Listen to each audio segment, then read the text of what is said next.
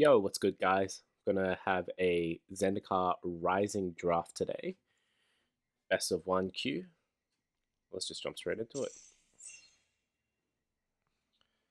Just got the last person waiting on filling out the seat here. Wasn't too bad with the queue. About a minute and a half to get 8 seats in. I think a lot of the people would be going on to the Arena Cube draft, but looks like we're all ready to go now. All right, awesome. Pack one, pick one. Let's just jump straight into it. So we got a Rolling Vortex. Uh, Pretty poor rare in the limited environment. Umara Wizard, not a bad uncommon. Skyclave Geopede, not bad.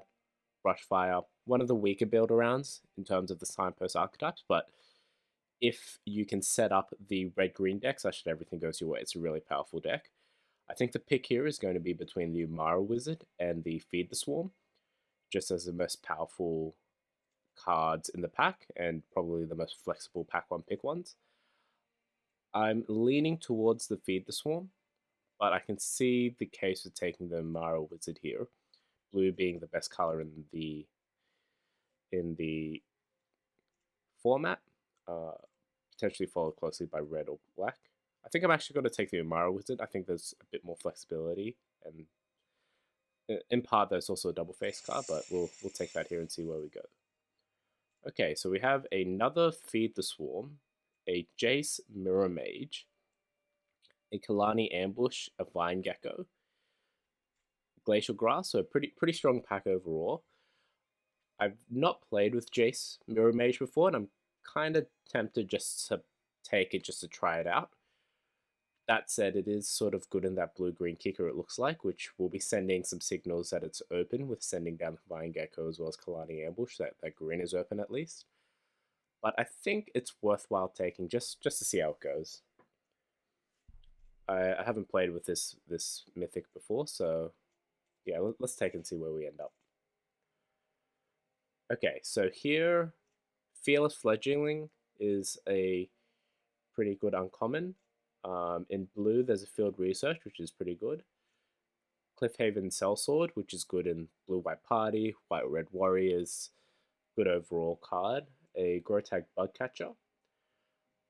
I'm tossing up between the Fledgling, where it wouldn't really go with our first two picks, but it is the most powerful card in the pack, and the Field Research, which goes with our picks. I think I'm going to take the Field Research here. Might be pushing myself a bit too much into the blue lane when white could potentially be open, but I'm willing to sort of stick with the first couple picks, and Field Research is not that much worse than a Fearless Fledgling. And Fearless Fledgling is probably its weakest in the blue-white archetype. You really want to be green-white to fully take advantage of the landfall here. So I'm going to take the Field Research. Okay, so here I think the pick is definitely the Tzim Royal Mage. As sort of we saw in the first couple of drafts, I really like this card. It's good in all the blue sort of archetypes. Other cards of notes have Vanquish the Weak, so we could have had a good removal suite if we took the Feed the Swarm in the first pack. The Nemana Skydance is also notable. Aside from that, we have the Vanguard, which is good in the Warriors archetype. The Bailoff which is pretty decent, but not a lot else here of note. The Skydance if you want to go into rogues, but I think we'll take the Royal Mage here. So, I think here we take the Gnarlid Colony. So we've gone down this blue-green kicker. So we've got 3 kicker cards. I think the colony is pretty good. The Florahedron's also pretty decent. But I think the upside with the colony in the kicker deck is worthwhile.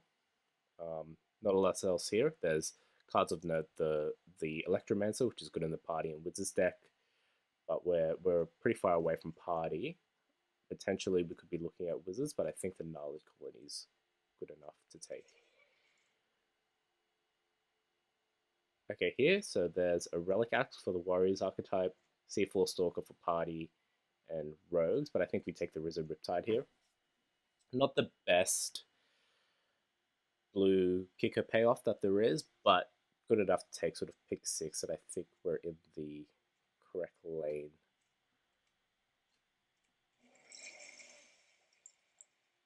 Okay, I think here we can also take the Shell Shield. Again, sort of just going down that blue-green kicker archetype.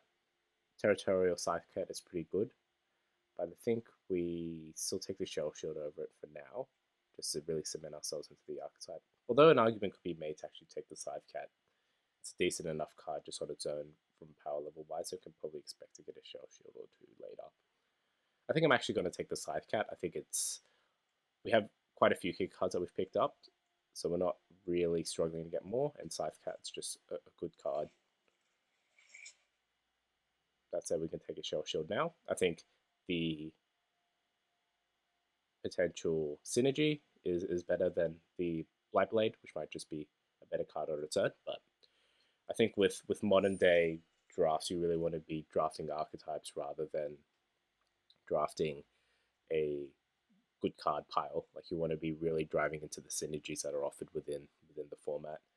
Here, there's nothing for us. We can take the best card in the pack, which I think we will, which is probably either the Geopede or the Expedition Champion. I think we'll take the Geopede. I don't think the Toujours Snarecaster is good enough for us to take. If we need to pivot into red, could potentially do so. Here, this is a pack with the Kicker Gecko. So presumably someone down to the left of us picked that up, but we'll take the Glacial Grasp here. It's a good card. So right now we know we're probably blue. We don't know what else really. Here I'll take the Spellcraft. I think I'll take the Sneaking Guide. Maybe there's a world where we want to go to some red-blue party, but it's not really an option. Again, red looks relatively open here, so sort of note those signals. I'm not sure. Take a Might of Marasa here. Not the best kicker card, but worthwhile playing. And then Adventurer Awaits we'll bring into the board for now. Ooh, that might be a reason to try and pivot. Phylath World Sculptor. So ETBs create a 0/1 green plant for each basic land you control. Whenever a land enters the battlefield, put 4+1/+1 counters. So we could start blue-green and start trying picking up some green fixing to try and get this to work. It's only a red splash. It costs 6. The alternative is the Into the Royal, which is a really safe pick to take here. Worthwhile taking pack 1 or pack as a pick 1. I think the upside though on the Skylath is quite high. It is a pretty big bomb. We could potentially look to take it. I think we take it here.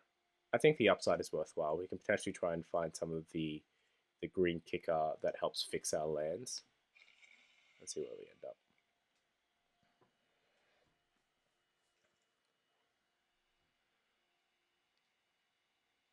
So, not a lot here. The Adventurer's okay if you're supporting Green Party, which we have a wizard. We have a couple wizards. So let's just split up here with some of the removal and card advantage from the creatures.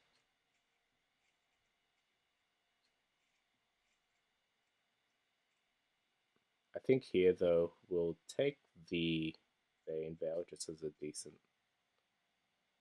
although it's not that great to take pack 2, so not super happy about that. But again, sort of these double face cards can help us with splashing for the green, for the red, for Phylath by just playing more lands. That will also sort of help us get us there in terms of the color fixing. I think here we take the Balagid Recovery. I see that there's not a lot of blue that's been passed at all, so it might be sort of a downstream signal as a result of the blue-green kicker. Not a lot of kicker cards either, so hopefully we'll get rewarded in pack 3, but in pack 2 we might be a little bit cut off due to some of the signals that we pass. We'll take the Balagid Recovery here. It's a good card. Okay, maybe not. I might just be off by rocket because a Vine Gecko passed through, as well as a Darled Colony. Both great cards, but we have to take the Gecko here. Great in the archetype. helps with just smoothing over some of the more expensive kicker spells. So awesome, we'll just take that. So the pick here, I think, is between the Riptide and the Skyclave Squid. So Riptide, better for the overall archetype, more synergistic, but Skyclave Squid has overperformed in this format, as well as both a blocker and an attacker. But I think we still take the Riptide here. I think we have enough kicker to support it that it's worthwhile running multiples of. Okay, not a lot here. We could take the Stalker, but we probably won't be able to take advantage of it. So potentially the Dauntless Survivor or the Pack Beast. We don't really have any party synergies, but the Pack Beast might actually help us with splashing for the Phylath. So I think that's enough better than potentially getting a +1/+1 counter on something that I'm willing to run it. Saving that we don't really receive any of the, and the names passing over my head right now, but the green sorcery that can kick for 3 to get us the 2 basic lands into our hands. But here, Kalani Ambush, awesome pick. Double face land, removal spell, happy with that. This is a tough one. So we have the Balagan Recovery, which again, awesome double face card. But we also have a Rabid Bite, which blue-green tends to be a little bit lacking in the removal department. For removal, we have the Ambush, we have the Glacial Grasp. So we don't have a lot. I think we take the first Rabid Bite over the first Balagan, but I'm not sure if I'm right there. Oh, we accidentally took something there, didn't we? Oops. It's a bit of lag on. I'm not sure if that was a bit of a bug. I don't think I double clicked anything. What did we end up taking?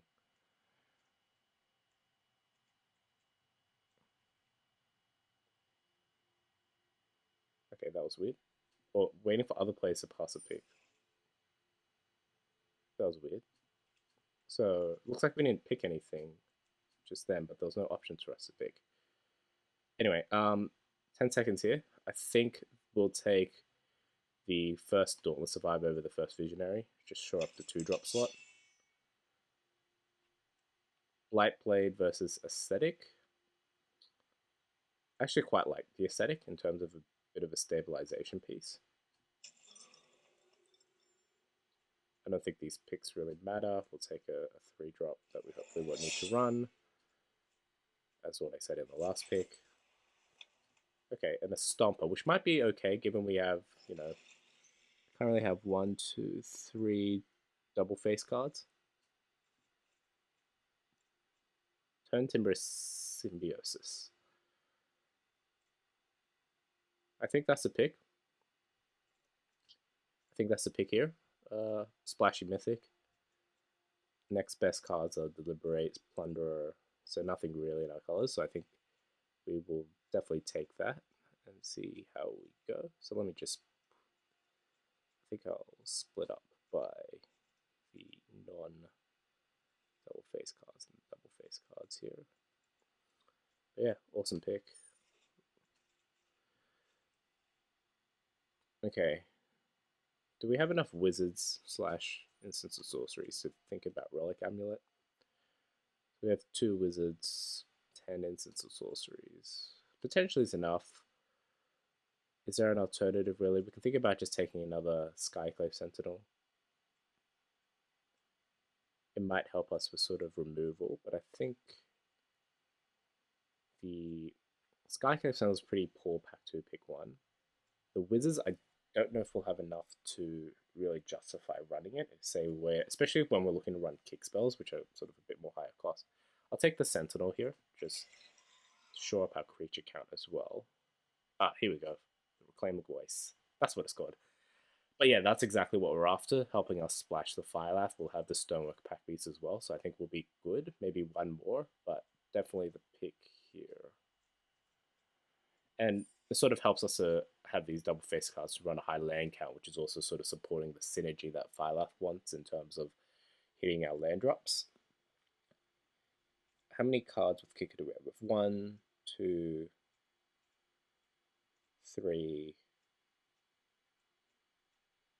4, 5, 6.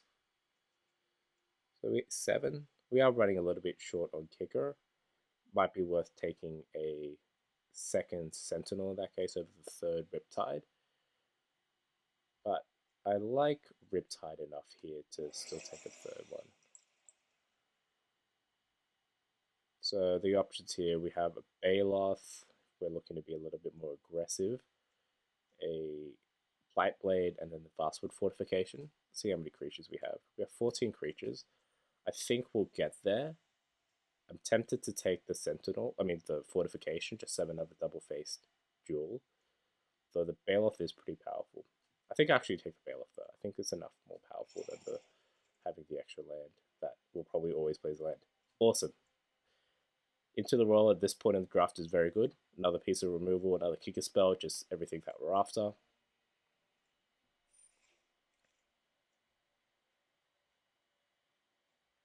Do we have enough wizards to run Diviner and reliably be able to draw a card? I don't think so. I think the Disruption is good enough to take here.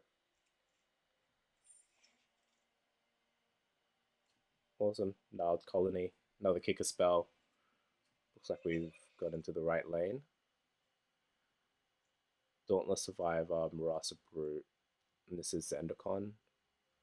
I think we'll have enough 2 drops. So it's between the Survivor and the Zendikar. I think I'll take the Zendikar just because we have quite a few double face spells we might want to pick back up later.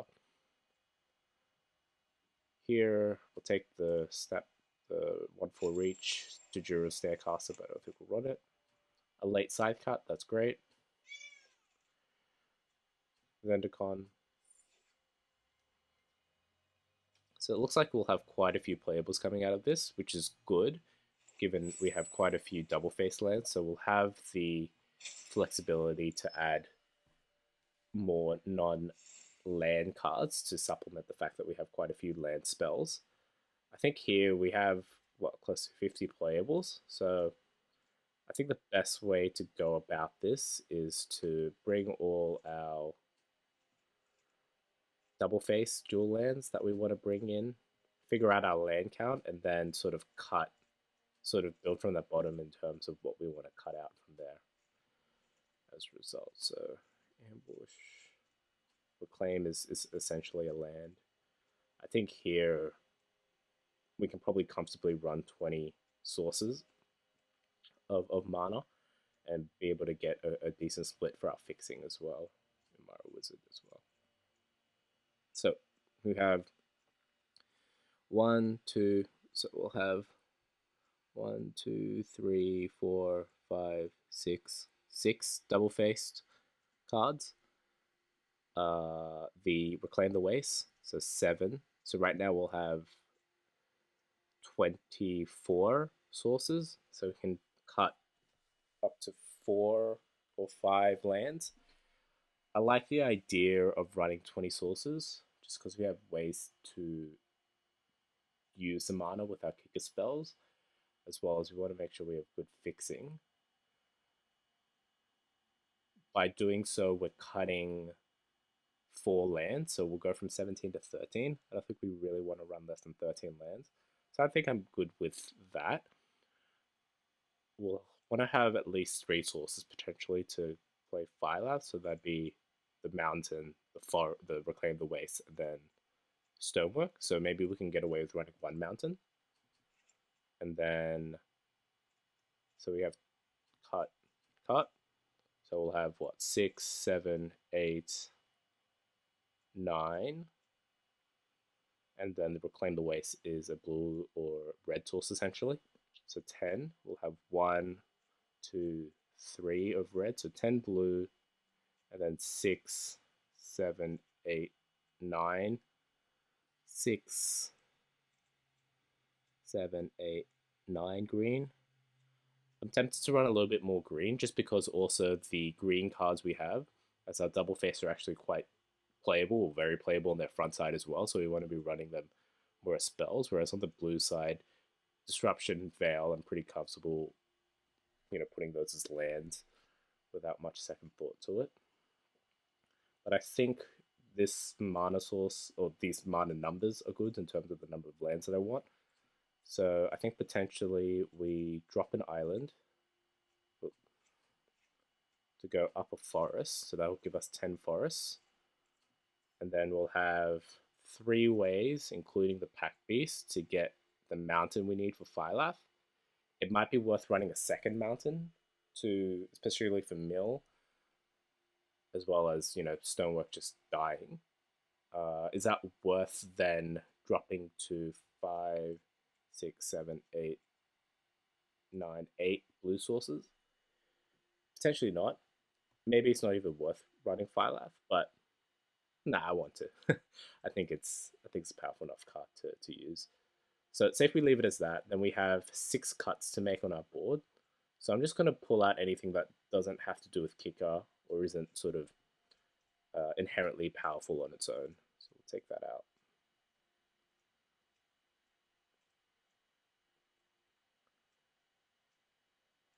Take these out. Take these out. Take this out. And take out the Stomper as well. So I think we want at least 1 or 2 ways to try and pick up these lands, but so we have 17 creatures as well. Okay. So it looks like most of the cuts we want to make are, I guess, creature by nature. So we want to be careful that we're not making too much creature cuts. So, but these will essentially count as creatures, even though they're non-creature spells.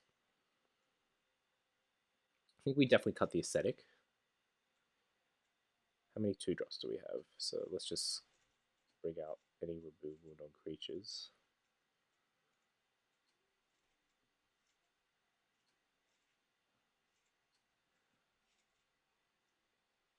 I think the only thing that's really missing from this deck is the Roost of Drakes, which I think is maybe a good thing that we didn't get, just because that card is absurd.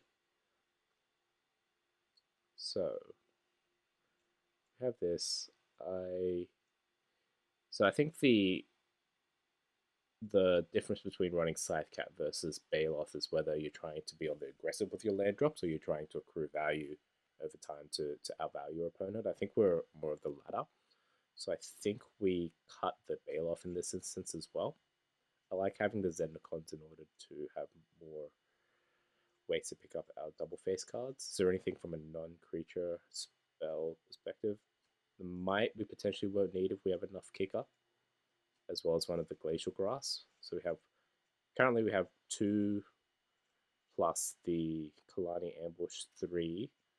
So we'll have 3 good ways of removing creatures. I think I kind of want the 4th or semi-4th with the glacial grass.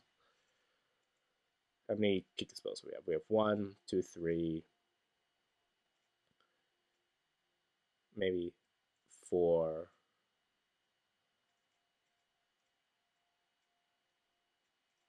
5, 6, 7, 8. I kind of want to keep them roster in that instance. Might also be worth just cutting a Riptide. So we still have 4 cuts to make. 1, 2, 3, 4, 5. We could probably cut the Survivor. We can cut the Stomper. So that will leave us with 13 creatures, but realistically it's 15 with the Zendikar. So say we run it like this. So we have 2 more cuts to make. I think we cut a Glacial Grasp in that instance then. And potentially the Marauder as well. So 1 more cut to make. I kind of like just running 1 Zendikar and potentially running the Stomper instead. So at the moment we'll have 13 plus 1 is 14 creatures.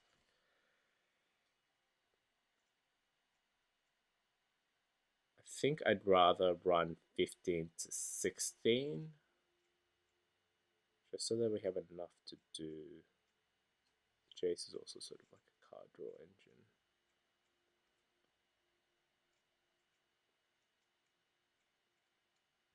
Just because we have some creature-centric removal as well, I think it's worthwhile for us to have the additional. But whether, I think the so we'll actually have quite a bit to do on 5 and 6 with our top end here. So maybe it's maybe it's worthwhile having an extra 2 drop just so that we're not pressured into using the Gnarled Colony and the Tzim Royal Mage without kicking them. So that looks a little bit less. So maybe we do run the Dauntless Survivor, and then where did my Zendikar go? Here it is. And then so it'll sort of look like that one. So obviously we can also use these as a 2 drop. Then we'll have the 5, 6. Well, this will sort of be in the 6 to 7 drop. And then we'll have a bunch of cards to run here as well. Okay, I think this looks good. So let's play a game with it. Let me just double check. 14, so realistically it's 15 non-creatures. I think maybe we actually cut the Marasa. We have enough kicker here, I think. 1, 2, 3, 4. And maybe just run another creature. 5, 6, 7, 8. Could potentially run a second Zendikar or a Kazandu Stomper.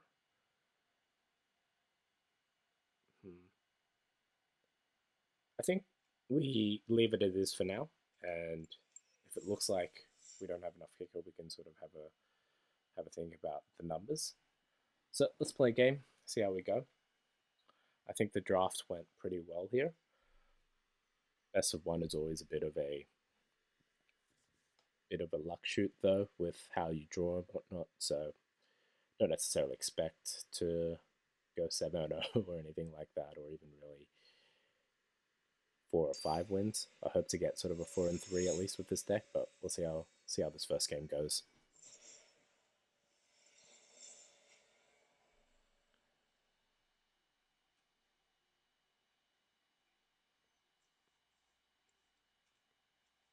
Okay, so the opponent's going first.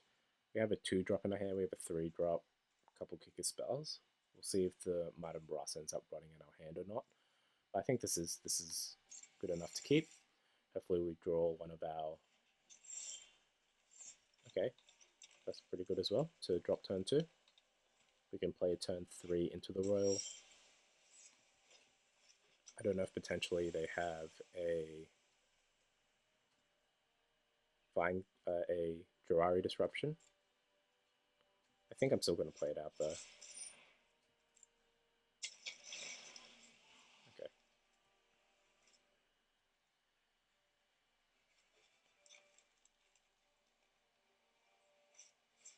Rooster Drakes. Okay.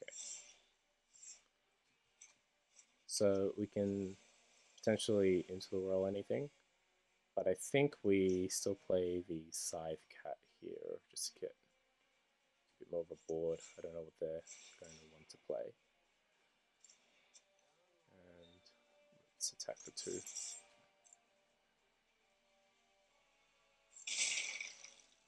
So they could potentially on 2, so they currently have 3 and a blue, so the only things they can kick is the Shell Shield. Okay, so Canopy Bailoff.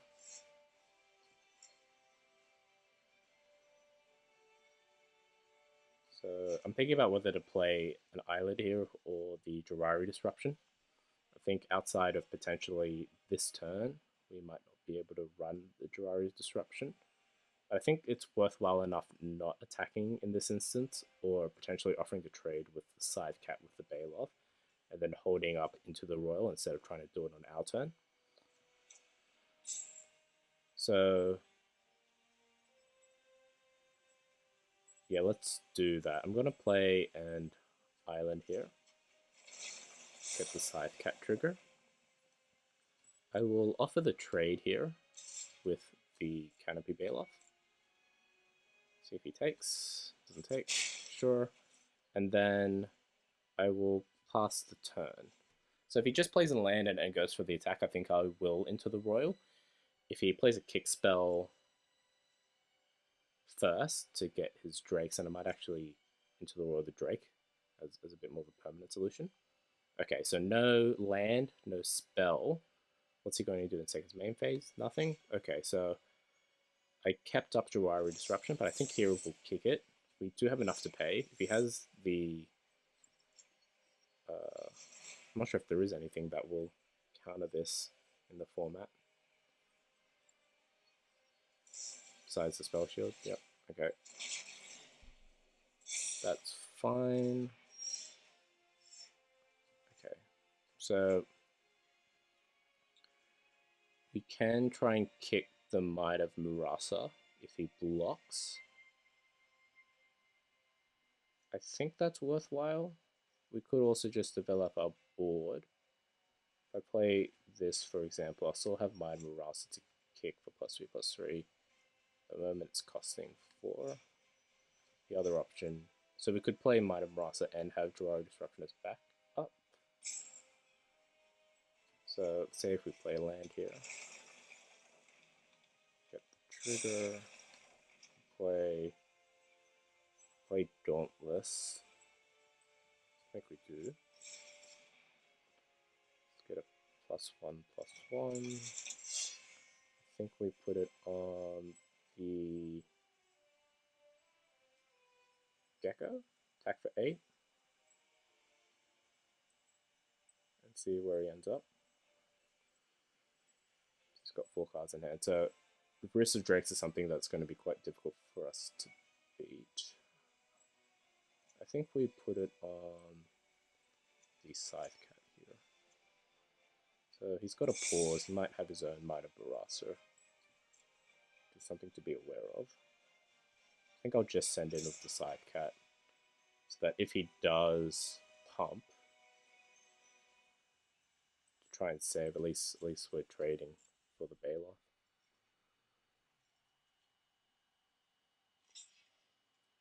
Okay, is there any reason for me not to do this now? I think we can counter with Disruption, but that essentially achieves the same thing. But I'm willing to pass this if he wants to use a Might. I think I'd rather have the...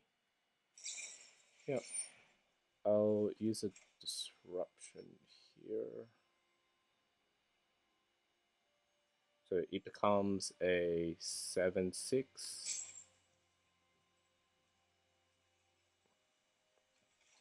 Yeah.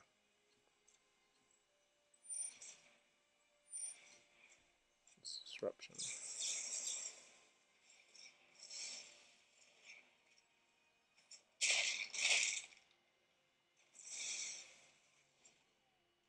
I'm not sure if that was the right decision.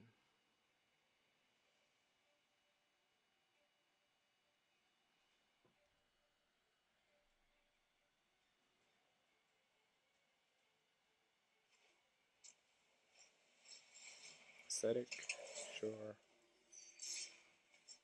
Gets in for 2. So this is currently needing 6. We have 5. We play the Zendikar.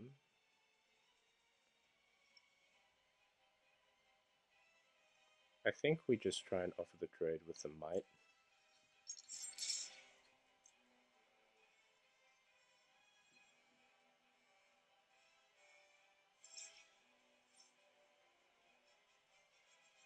Cool. He does nothing. I think we let the damage go through then. Play a Zendikar. Are we likely to be stuck on green or blue mana? Probably green. We just have a little bit less of it at the moment. And we need 2 for Might. So we'll do it on the island here. And say go. So this also does stop the flyers. It's pretty good. Plays a Scythe Cat. Okay, gets the counter. I like where we are with the Might in hand. That's also pretty good to have. If, say, we attack with all, he blocks here, here.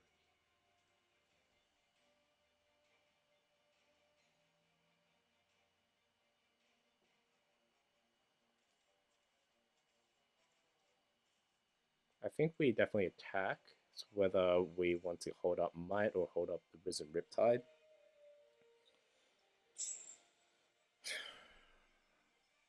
Lets us try and get him potentially for 4 more damage.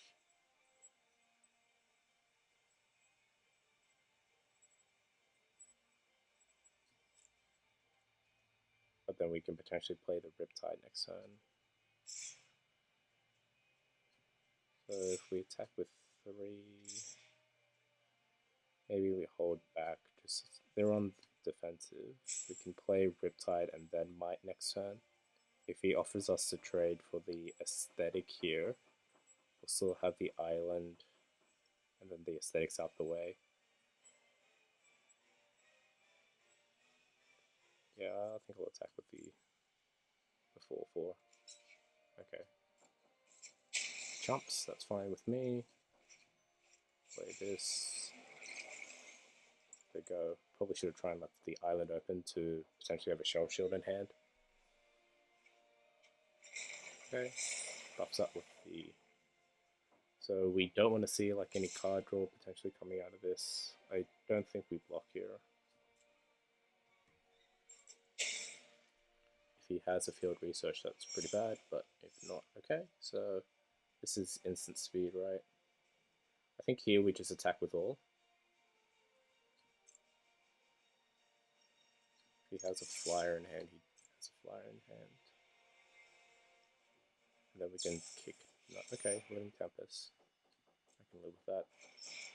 See how he blocks. Sure, sure.